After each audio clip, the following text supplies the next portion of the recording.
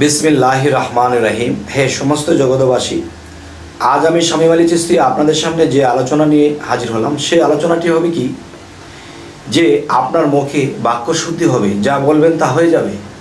তবে কোন সাধনা, কোন কর্ম, কোন কিভাবে কি করলে আমাদের এটি হবে, অবশ্যই আজকের এই আলোচনাটি শুনবেন। আচ্ছা, আরও একটি বিষয় হলো যে একজন ব্যক্তি যখন চিন্তা ভাবনা করলেন যে আমি মুর্শিদ ধরব,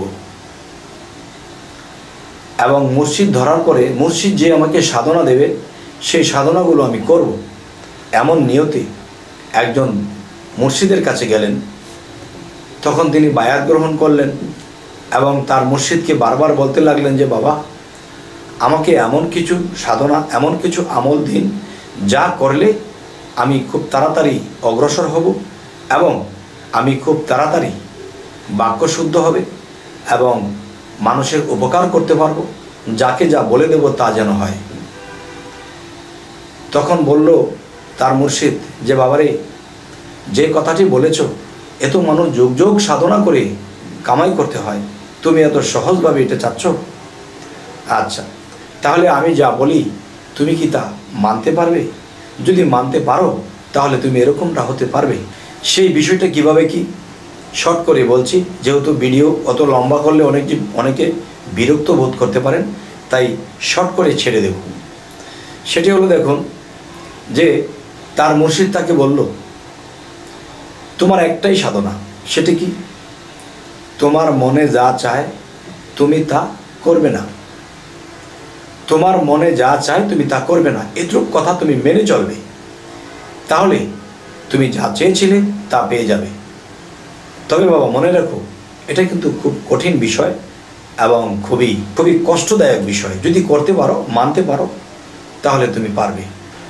তখন তার মুর্শিদ কি বলে দিলেন? এই কথা বলে দিলেন যে আজকের পর থেকে যা তোমার মনে চাইবে তা তুমি করবে না, তখনই দেখবে যে তোমার কার্য ফলে যাবে। তখন তার মুর্শিদ যা কিছু বলে দিলেন যে আজকের পর থেকে মনে যা চাবে তুমি তা করবে না। তখন তিনি চলে গেলেন বাড়িতে। বাড়িতে যাওয়ার পরে সে কোনো কাজ করে না, মনে যা চায় তা করে না, এমন একটা অবস্থা হয়ে দাঁড়িয়েছে। তার স্ত্রী তাকে বকাঝকা করে, তুমি কাজ করো না, এটা সেটা করো না। তখন দেখো, আমার তো একটা কিছু করতে ইচ্ছা করে, কিন্তু মনে তো চায়, যে মনে যা চায় আমি তো তা করতে পারবো না, এই জন্য আমি করতেছি না। তখন বলল, এমনভাবে চললে, এমনভাবে করলে কি সংসার চলবে? এক কাজ করো, তোমার মনে চাইতে হবে না, তুমি নেও কোদালটা দিলাম, তুমি গিয়ে বন্ধে ক্ষেত কোবাও। ক্ষেতটা যখন তুমি রেডি করবে, তখন বীজ রোপণ করবে, তখন ফল হবে, এটা বিক্রি করে আমরা চলতে পারবো। তখন কি করলেন? তখন ঠিক আছে দাও।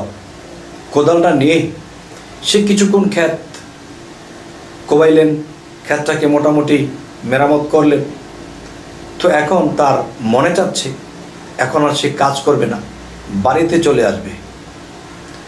তখন বাড়িতে চলে আসবে, তখন সে ভাবতেছে যে মনে যা চায় তা করতে পারবো না। এখন কোদালটাকে তার কাঁধে নিয়েছে, এখন সে হেঁটে বাড়ির দিকে যাবে। না, আমার তো এখন বাড়িতে যেতে ইচ্ছা করে, আমি তো এখন বাড়িতে যাব না, কারণ মনে চাইছে এখন বাড়িতে চলে যাব, আমি বাড়িতে যাব না। তো এরকম করে ভাবতেছে, কোদালটা নামাইতে ইচ্ছে করছে, না কোদালটা নামাইতে মনে চাচ্ছে, কোদালটা নামাও, কেননা কোদাল তো নামাতে মনে চাচ্ছে, এটা তো করতে পারবো না। তো কাঁধের মধ্যে নিয়ে সে বলতেছে, আমার মুর্শিদ বলেছে মনে যা চায় করবো না, এখন তো বাড়িতে যেতে মনে চায়, বাড়িতে তো যাব না। তো একবার কোদাল ধরে আবার ছাড়ে, কোদাল ধরে ছাড়ে, আবার বলে বাড়িতে যেতে ইচ্ছে করে, বাড়িতে যেতে মনে চাচ্ছে, আমি তো মনে যা চাই তা করতে পারবো না। সে এরকম করতেছে, এরকম করতে করতে করতে করতে একটা সময় দেখা যায় জোয়ারের পানি এসে গেছে, আষাঢ় মাসের খাল বিল ভরে যাচ্ছে, সে পানি আস্তে আস্তে বাড়তেছে, এখন হাঁটু পানি হয়ে গেছে। সে একই কথা বলছে, মনে যা চায় করব না, আমার মুর্শিদ বলেছে মনে যা চায় করব না। এরকম করতে করতে আর মুর্শিদ নাম নিচ্ছে আর বলছে। তো তার স্ত্রী বাড়িতে তাকে খুঁজতেছে, পাইতেছে না, কারণ হাঁটু পানি কোমর পানি হয়ে গেছে, এখান দিয়ে কি আর মানুষ আছে, হয়তো তিনি কোথাও চলে গেছে। তখন তার স্ত্রী খুঁজতেও আসেনি, সে এখান দিয়ে একই কথা বলছে, পানি আস্তে আস্তে বর্তে বর্তে তার বুক পর্যন্ত হয়ে গেছে। সে বলতেছে আমার মুর্শিদ বলেছে মনে যাচাই করব না, বাড়িতে যেতে ইচ্ছা করে আমি যাব না। এরকম এরকম করতে করতে তার মাথার ওপর দিয়ে পানি চলে গেছে, মাথার ওপর দিয়ে পানি গেছে, কিন্তু সে একই কথা বলতেছে পানির নিচে যে আমার মুর্শিদ বলেছে মনে যাচাই করব না, বাড়িতে যেতে ইচ্ছা করে যাব না, আমার মুর্শিদের কথাই আমি রাখবো। এরকম করতে করতে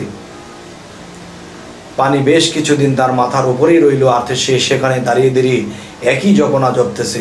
দেখেন আল্লাহর কুদরত, তৌহিদেরই মুর্শিদ আমার মোহাম্মদের নাম, সেই মুর্শিদ নামের কি পাওয়ার, সেই নাম নিচ্ছে আর একই কথা সে বলছে। তো এরকম করতে করতে করতে করতে এখন কোন অবস্থায় চলে গেল, তখন তার স্ত্রী তার গুরুর বাড়িতে চলে গেল, মুর্শিদের বাড়িতে চলে গেল, গিয়ে বলতেছে যে বাবা এই খবর, আমার স্বামীকে তো এতদিন ধরে পাই না, তিনি যে খ্যাত কোবাইতে সেই কোদালটা নিয়ে গেল আর তো ফিরে আসলো না, কয়েক মাস চলে গেল।